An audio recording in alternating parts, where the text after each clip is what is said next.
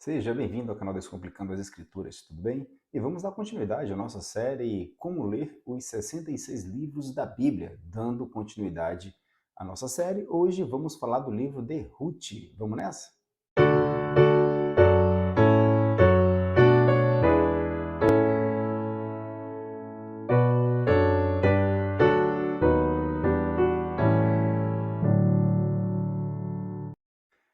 Pois bem, dando continuidade então à nossa série Como Ler os 66 Livros da Bíblia, hoje nós vamos falar do livro de Ruth, lá no Antigo Testamento.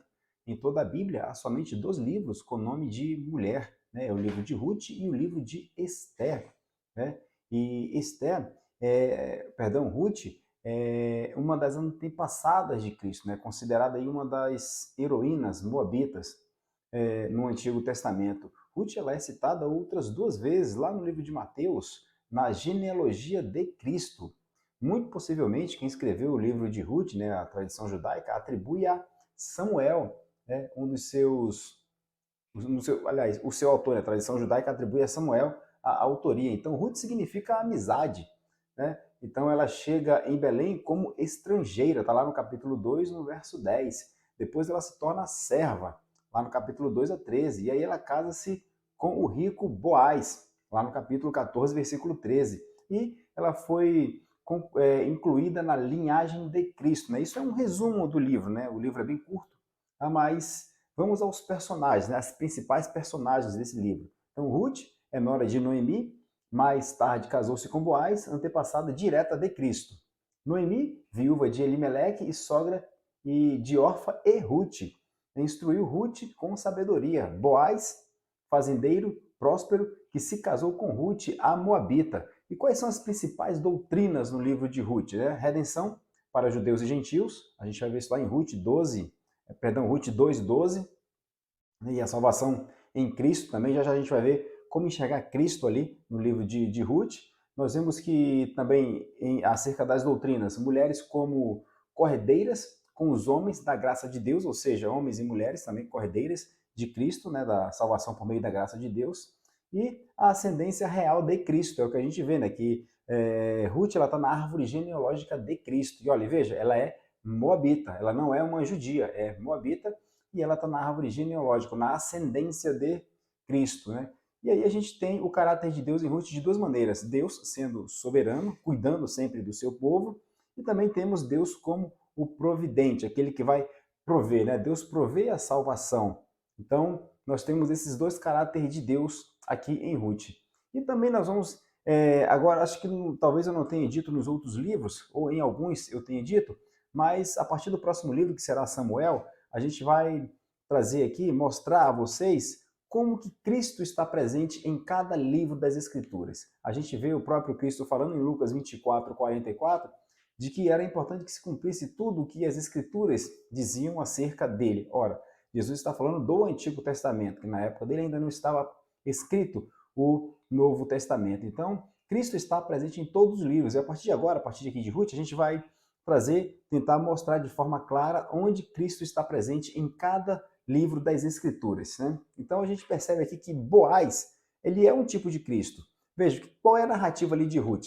Né? Então, Ruth ela é nora de Noemi, né? Noemi é viúva, então elas saem em busca de manter a sua descendência e não conseguem, se frustram, então elas voltam. Então, eu estou aqui resumindo a história, tá? Obviamente que quando for ler o livro, você vai perceber essa história lá.